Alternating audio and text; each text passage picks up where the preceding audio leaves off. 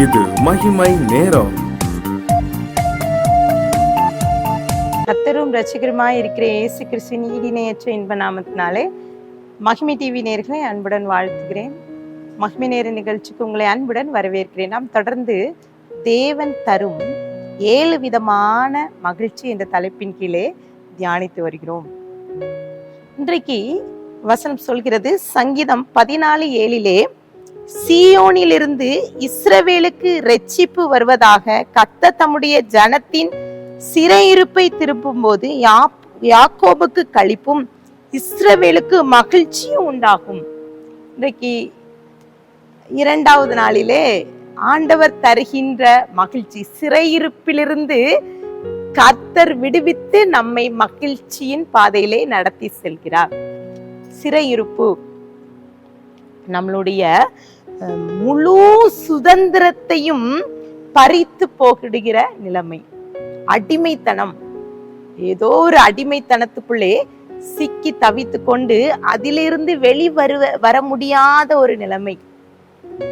வேதாகமத்தை நீ திருப்பி பார்த்தோமானால் அல்ல, இஸ்ரவேல் ஜனங்கள் அநேக சூழ்நிலையிலே புறஜாதிகள் அவர்களை அடிமைப்படுத்தி வைக்கிறார் என்பதை குறித்து நாம் பார்க்கலாம். இங்கே வசனம் சொல்கிறது, சங்கீதம் 126:1 சீயோனின் சிறையிருப்பை கர்த்தர் திருப்பும் போது சொப்பனம் காண்கிறவர் போல் இருந்தோம் என்று சொல்லி குறிப்பிடப்பட்டிருக்கிறது. இந்த 126ஆம் சங்கீதம் இது ஆரோகண சங்கீதம். பாத்தீங்கன்னா, அவங்க யூத ஜனங்கள் பாபிலோனிலே சிறைப்பட்டு போன காலத்திலே அவர்கள் திரும்பி வரும்போது துதித்து பாடின ஒரு சங்கீதம். இந்த சங்கீதத்தை நீங்க ஆராய்ந்து பார்த்தோம் என்றால், அங்கே குறிப்பிட அவங்க சிறையிருப்பில இருந்து 70 வருஷம் அவர்களுக்கு இந்த சிறையிருப்புல இருந்து ஒரு விடுதலை கிடைக்க போகுது என்று தெரிந்து அவர்கள் அந்த சிச்சுவேஷன்ல அவங்க இருக்கும் போது கர்த்தர் அங்கே அவர்கள் நினைத்து பார்க்காத ஒரு நேரத்திலே அவர்கள் விசுவாசிக்கிறாங்க. ஆனாலும் நினைத்து பார்க்கல, இப்போது இதுல இருந்து நம்ம வெளியே வருவோம் என்று நினைக்காத பட்சத்திலே கர்த்தர் விடுதலை கொடுக்கிறார். அப்போது அவர்கள் வாய் ஆனந்த சத்தத்தால், சந்தோஷத்தினால், ஆனந்த சத்தத்தால் நிறைந்தது என்று சொல்லி அந்த வசனம் சொல்கிறது. இன்னும் சங்கீதம் 102:13 தேவரீர் எழுந்தருளி சீயோனுக்கு இறங்குவீர், அதற்கு தயை செய்ய காலமும் அதற்கான குறித்த நேரமும் வந்தது. சிறையிருப்பை மாற்றுவதற்கு கர்த்தர் ஒரு காலமும் நேரத்தையும் நமக்கு வைத்திருக்கிறார். சில நேரங்கள்ல நம்ம போராடுறோம், இந்த அடிமைத்தனத்துல இருந்து, இந்த சிறையிருப்புல இருந்து என்னால வெளிவர முடியவில்லையே என்று சொல்லி நாம் ஆண்டவரோடு வேண்டுதல் செய்து கொண்டிருக்கிறோம். இங்கே வசனம் சொல்லுது, குமாரன் உங்களை விடுதலையாக்க விரும்பினால் மெய்யாகவே நீங்கள் விடுதலை பெறுவீர்கள். கர்த்தர் உங்களை விடுவிக்கவே நினைக்கிறார். இங்க வசனம் சொல்கிற சங்கீதம் 126:4 கர்த்தாவே தெற்கத்தி வெள்ளத்தை திருப்புவது போல எங்கள் சிறையிருப்பை திருப்பும். ஆண்டவர்கிட்ட விண்ணப்பம் கேட்கணும், ஆண்டவரே எங்க சிறையிருப்பை திருப்புங்க என்று சொல்லி விண்ணப்பம் கேட்கும் போது கர்த்தர் நம்ம சிறையிருப்பை திருப்புவார். செப்பனியா 3:20 உங்கள் கண் காண நான் உங்கள் சிறையிருப்பை திருப்பும் போது பூமியில் உள்ள சகல ஜனங்களுக்குள்ளும் நான் உங்களை கீர்த்தியும் புகழ்ச்சியுமாக வைப்பேன். அழகான ஒரு வாக்கு தத்துவம். கர்த்தர் சிறையிருப்பை திருப்பும் போது நம்ம கீர்த்தியும் புகழ்ச்சியுமாக வைப்பார். பாருங்க, வேதத்திலையும் கூட யோபுவுடைய வாழ்க்கை சரித்திரத்தை நீங்கள் எடுத்து வாசித்து பார்த்தீங்கன்னா, அதுல அவன் ஒரே நாள்ல எல்லாத்தையும் இழக்கிறான். அவன் வியாதி, துன்பம், துயரம் எல்லாம் சூழ்ந்திருக்க வேளையிலே அவன் துக்கத்தோடு இருக்கிறான்.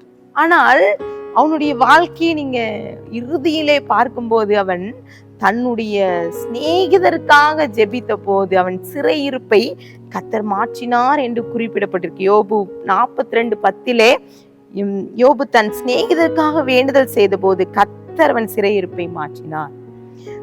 இன்னும் ஏரோது ராஜா அவன் பேதுருவை எப்படியாவது அழிக்க வேண்டும் என்று சொல்லி அவன் பஸ்கா ஆசரிப்பு பண்டிகை ஆசரிப்பு முடிந்த உடனே யாக்கோபை போலவே இவனை சிறைச்சேதம் பண்ண வேண்டும் என்று சொல்லி அவனை சிறைச்சாலையிலே அடைக்கிறான்.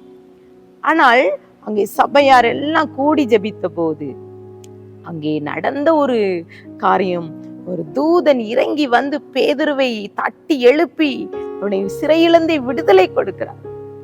இன்றைக்கும் இந்த சிறையிலிருந்து விடுதலை கொடுத்து கர்த்தர் அதை மகிழ்ச்சியாக மாற்றுவதற்கு நாம் செய்ய வேண்டிய காரியம் ஜெபம். நாம் ஜெபிக்கும் போது கர்த்தர் நம்ம சிறையிருப்பை மாற்றி மிகுந்த சந்தோஷத்தை தரும்படி செய்வார். இன்னும் இஸ்ரவேல் ஜனங்கள் அவர்கள் அடிமைத்தனத்திலே, அவர் எகிப்திலே அடிமையா இருக்கும் போது அவர்கள் எப்படி கர்த்தர் அவர் சிறையிருப்பை மாற்றினார் என்று ஒரு வசனம் தெளிவாக குறிப்பிடப்பட்டிருக்கிறது. யாத்ராகமம் 12ஆம் அதிகாரம் 40-41 இஸ்ரவேல் புத்திரர் எகிப்திலே குடியிருந்த காலம் 430 வருஷம்.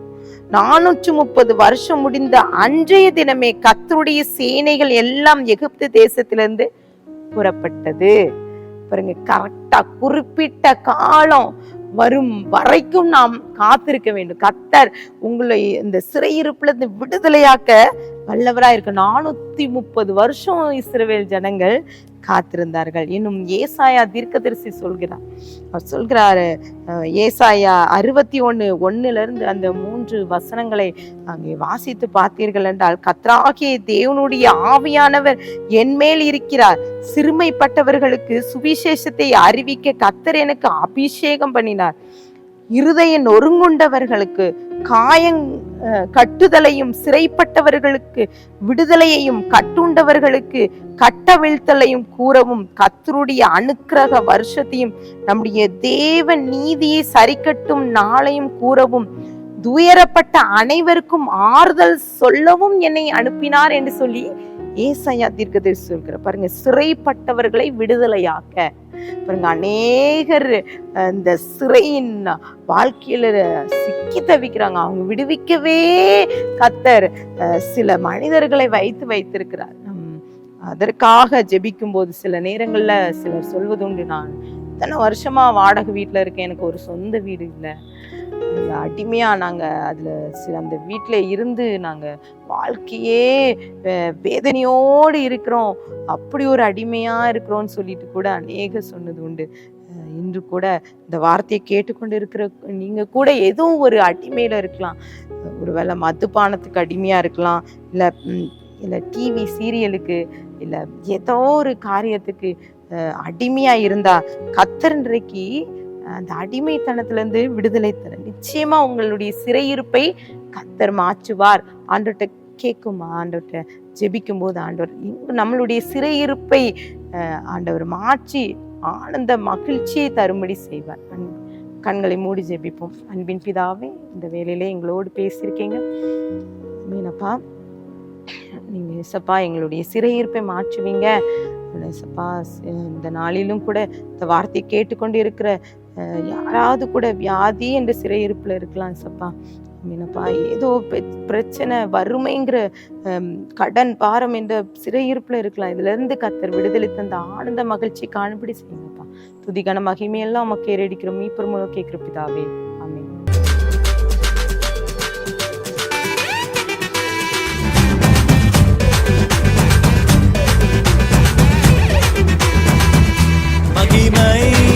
மகிமை